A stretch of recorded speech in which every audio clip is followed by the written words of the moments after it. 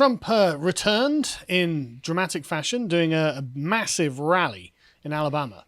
And this was very impressive. I watched the whole thing live, actually, because why not? I haven't seen a Trump rally in ages. And Trump rallies are always great because they're basically like Trump doing a YouTube live stream in front of a massive audience where he just says whatever's on his mind. And it's brilliant. But as you can see there, I mean, literally tens of thousands of people. It looks like Woodstock or something. You can see it's stretching off into the distance. And so, definitely the guy who lost the last election. Yeah. But one thing that I found interesting about this is that he had several speakers coming up. There was was it Mo Wood, I think it is, who's the senator he's supporting. And it's it's got to the point now where the Republicans, at least the MAGA Republicans, appear to have realized that the Democrat Party is evil. They don't care about right-wing opinions, and they're going to do everything that is within their power to overthrow anything the Republicans have. This is, I don't follow American politics very closely, and I don't know whether Trump will be the nominee for the Republicans. I suspect not, once again, probably for the age reason again. I don't know. We'll see. At the next election. But before that, before any of this even comes to light, it's the midterms. And what we need to think about is midterm elections in the United States are traditionally carnage for the incumbents. So that's the Democrats at the moment. And we've seen this in the past. It's been bad for the Republicans when they've been the incumbents. Now, the thing is, it's unusual for foreign policy to completely dominate an election cycle in the United States. We will have to wait and see whether foreign policy comes to do so. The arguments against is that it doesn't happen very often in America. It just hasn't historically. It's the classic joke. The only reason, war is God's way of teaching Americans geography. That sort of fairly standard joke. The argument against that is that it's the first time the united voice of the US media class has turned on the Democrats. People notice that. You don't have to be a Fox News nutter to see that. Everybody has seen this, and also a reasonably large number of people have been killed. So all of the people from all sorts of backgrounds who've had service personnel as a family member who've been killed, I suspect Joe Biden is about as popular as cancer at the moment with those people. Well, his poll numbers have gone down. Apparently, they've dipped significantly below 50%, which his approval rating, which it hadn't previously. And previously, it was at something like 60%. So this is a massive L for Joe Biden. But anyway, the point about the MAGA folks on the march, I think, is important because it seems that and this, I think, goes for both the left and right in Britain. It seems that in both in the right wing in Britain and the United States, it seems to me that they have always had the consensus that they're on the same team. So the Labour Party, the Conservatives didn't go out of their way to destroy and uproot the Labour Party from everything because they've got a justified place to exist, and the Republicans didn't do the same thing with in America. I mean, Trump's Supreme Court nominations being a good example of how they were tepid moderates. They weren't frothing at the mouth QAnon MAGA supporters or anything. They were tepid moderates. And so there's this understanding that, look, the country is for both sides and both sides have a proper place. And I do think that it's the Jeremy Corbyn faction in the Labour Party and the squad in the Democrat Party in America that has not got this opinion. And they have got the opinion that, no, the Republicans and the right are evil and must be destroyed at all costs. They're the people who think that if you yell "never kissed a Tory" at them, to use the British example, they're somehow going to be more persuasive. I have no idea where this comes from. You have to build electoral coalitions. And the other thing that has come out with a lot of Labour people is they don't like it when a Blairite, typically, so you're not even dealing with a Corbynite because of the ages of people involved, when Blairites have retired or aged out of the various quangos that Blair set up, and Boris has been quite systematically replacing them with Conservatives. And the howls of outrage. And you get this. So why are we not allowed to do exactly what you did for however many years? And I do appreciate the Boris Johnson and Priti Patel just going, nope, we like this person, they get the job up your bum. They're not doing the thing of rolling over the way Theresa May did when there was an outcry over Roger Scruton and Toby Young. That's a good change. Callum actually had some good stats on this. The Labour Party, when they replaced appointments, it was something like 70% Labour Party members. And David Cameron apparently had a similar figure. So for some reason, David Cameron, the Conservative, ostensibly Prime Minister, would appoint left-wing people into positions where he had the choice of appointing whoever he liked. And it's that kind of silliness that has led to this point, I think.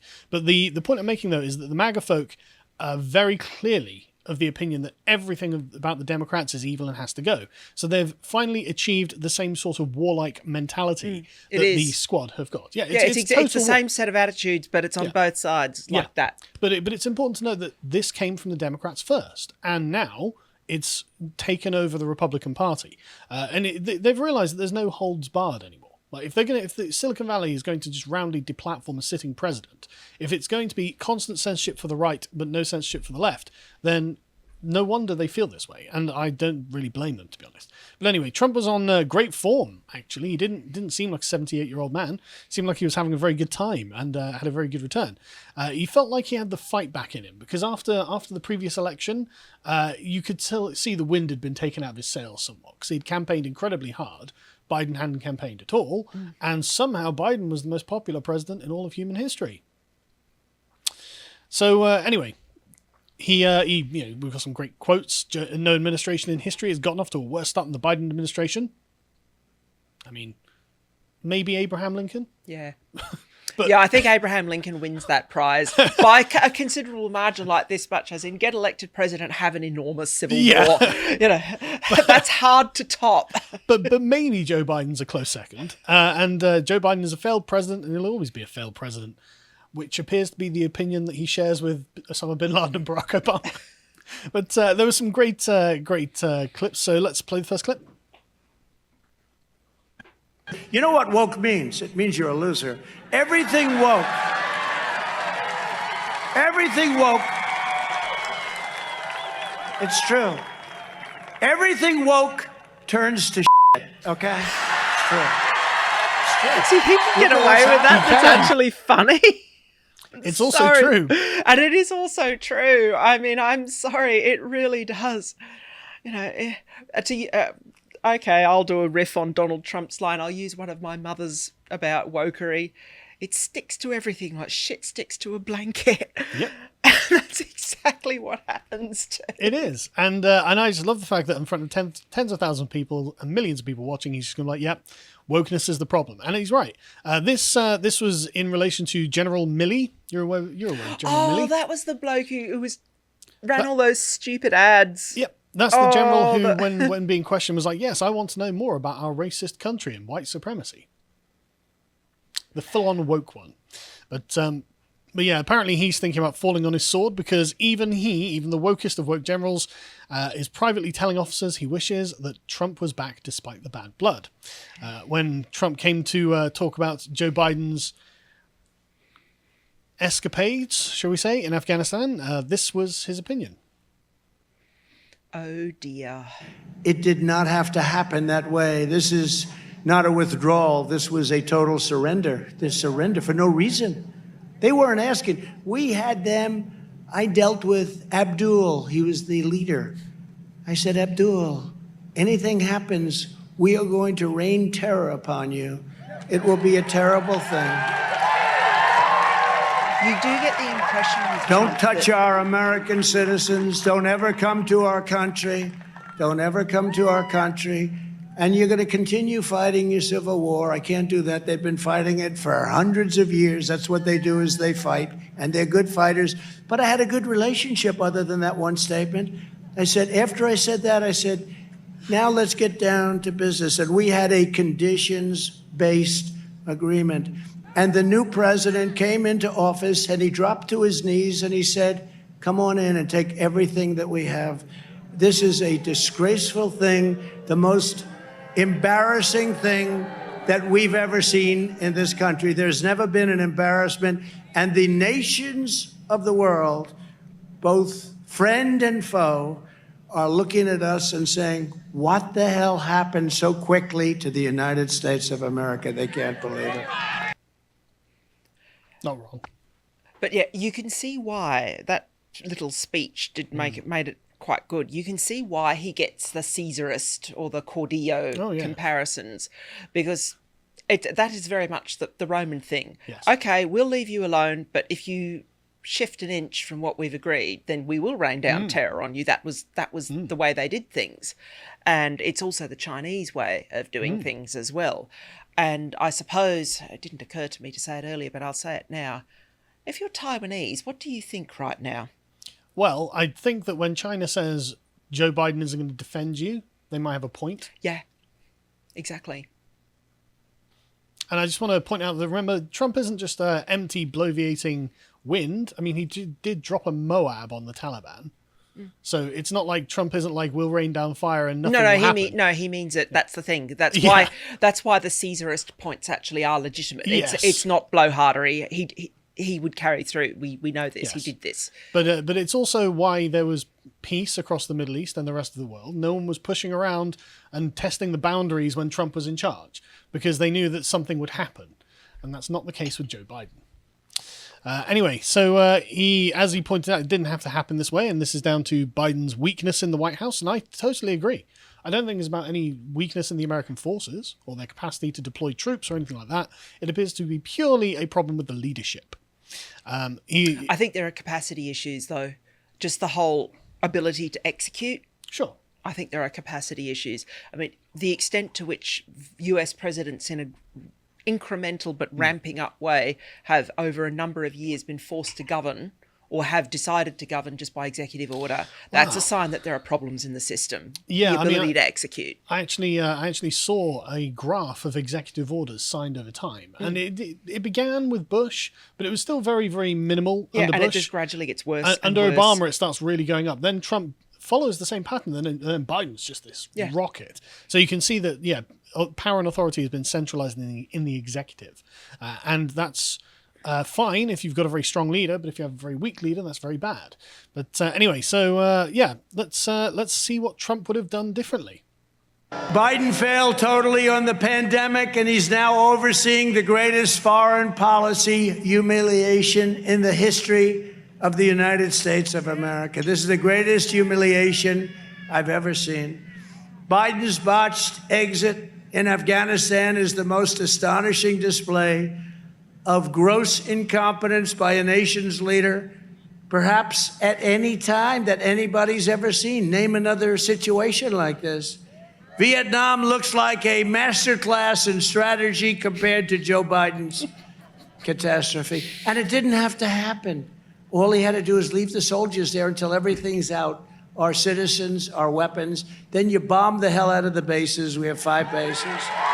And you say, bye-bye. What do you think? No, that's a totally fair assessment. In the sense that huge numbers of military people in Australia and the UK outside of this are going, you took the soldiers out first. Yeah, it's mad. It's mad. I mean, it's completely bad. I can see why Tony Blair's calling him an imbecile. I can see why Boris's government think that they're mad. Because just a child would be able to give you this kind of assessment. It's not like we're giving any deep cutting insight into what's going on. But I mean, who knows why he did it? We've got no explanation. And I don't want to, this is something where I genuinely don't want to speculate beyond what I said earlier about the Twitter idea is a possibility. I may be completely wrong. You may be completely wrong. We don't know. What else is there? But it is so demented that you're left with one of those things. In what possible world would this seem like a good idea? You want to play the possible worlds game that they do with first-year law students and philosophy students, that kind of thing. Yeah. I mean, if this was a stratagem, I would understand it, because if you've got the Taliban there holed up in a bunch of remote mountains in Afghanistan, you can't seem to get them out. What are you going to do? Well, you could make it look like you're leaving, and they'll come out, and tens of thousands of them will come and start taking over Afghan cities, and then you deploy helicopters full of Marines to surround them and gun them all down or something. Fine. If it was like a Hannibal-style trap, brilliant. Okay, well done, but it's not. It's absolutely not. And so it's like, so now the Taliban are overextended, they're exposed, they're out in the open. And there's nothing that anybody can do. And you're not shooting them. Why? It's really bizarre. But anyway, let's see why we're doing this. Hardest thing I had to do as president, was signing letters to the families of soldiers who were killed in the Middle East. The parents would sometimes be unbelievable. You would almost not understand. It was like, sir, it's so great to meet you.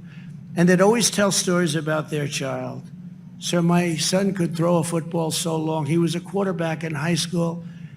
He was a quarterback in college. Sir, I think he could have been in the NFL. He was really good. He was so great. And we're waiting for the plane to come in. And sometimes they'd be talking about their daughter. Lots of daughters were killed. I'd say, General, it's amazing. The parents seem so fine. They can handle it. No, they can't, sir. I said, no, I just spent a half an hour talking to them. They're okay. I mean, they understand what happened. They're okay. No, they're not, sir. And 10 minutes later, I watched that same mother and that same father screaming, running to the coffin as it was being taken off, breaking security lines. You couldn't stop them. I've never seen anything like it. And for what? And for what? Well, that has always been the most compelling argument against what classical liberals and socialists, to be fair, called forever wars. That if you don't follow through and do what you say you were going to do, and if you don't have clear mission objectives, it is for what? It's for nothing. Exactly. It's for nothing. Yeah.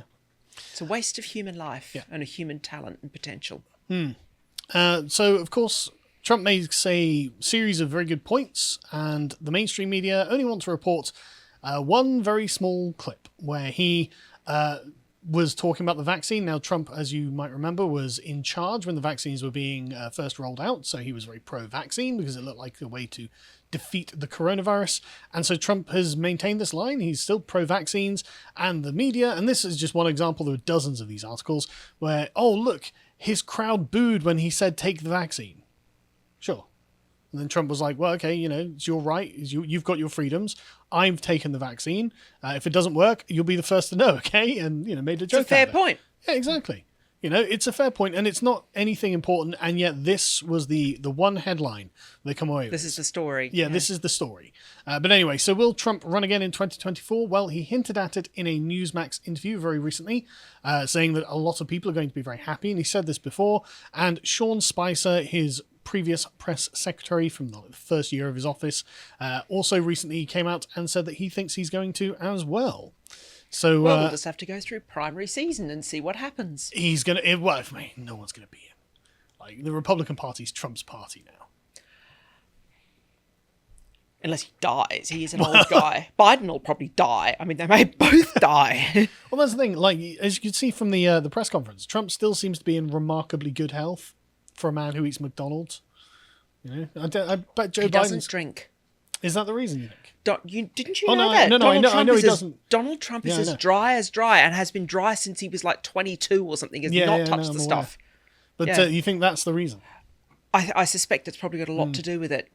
Yeah, he doesn't smoke. If he's got brain rot, it's not to do with alcohol, shall we say? Well, yeah, no. Well, that's the thing. Trump seems just as compos mentis as he's always been. You know the family history there, don't you? He had people in his family die of alcoholism. The phrase that is medical phrase that is used is an insult to the brain precipitated by alcohol. I did not know that. No, and so he's actually, I think, a brother died, and there have been other family members, which is why he's just got this absolute set against drinking. Right, okay.